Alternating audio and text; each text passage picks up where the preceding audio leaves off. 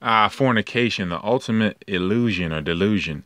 Feeling as though you have the choice and the power to do something like such.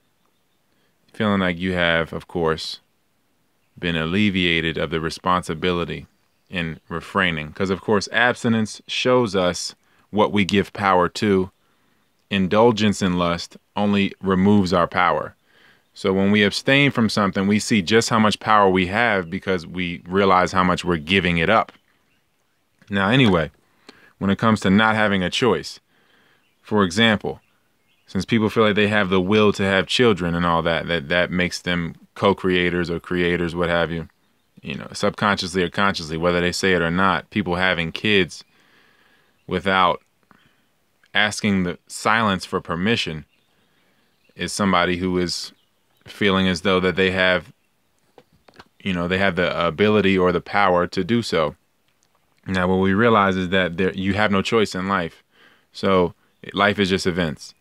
So if someone has a kid and they say, look, I proved that I can do that. I can manually force this to happen. And they weren't supposed to have kids. Even though they have the kid, it will fundamentally be like they don't have a kid.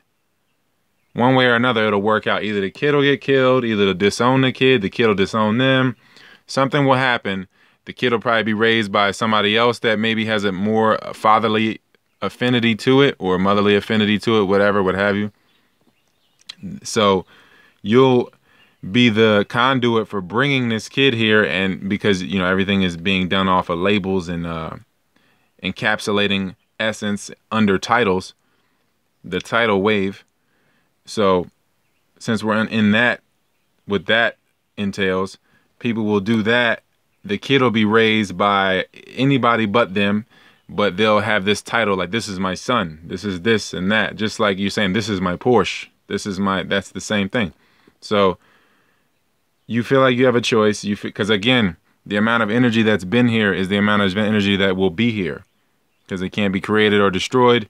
It only transforms. You feel like you're having a kid, but really you're splitting yourself into many pieces and labeling yourself in different ways. So basically, that's one of the examples to let people know that we really don't have a choice in this situation. You think that you can have a kid. The kid will be raised by who its father should be. It might be some guy down the street, might be a teacher, it might be a coach. But that person will be more influential because it's not really your kid. And then you'll have to experience the same experience of not having a kid, but with the illusion of having one. And that's the illusion of the 3D, the illusion of lust. That's basically in a nutshell what happens. People feel like they want something that they already really have because they're ignoring that they have it. And then once the ingredients change and the energy shifts, and it goes from having it internally to externally, which is basically giving up the control more of that aspect of you, because that's what you're doing, is ejecting aspects of you, and then you call it a child. So then you have less control over those aspects of you, and now you are forced to watch from a passive position, but still watching the same movie. It's no different from if you were in the front row or in the back row, go to the left or the right, you're still watching the same movie that self is showing yourself.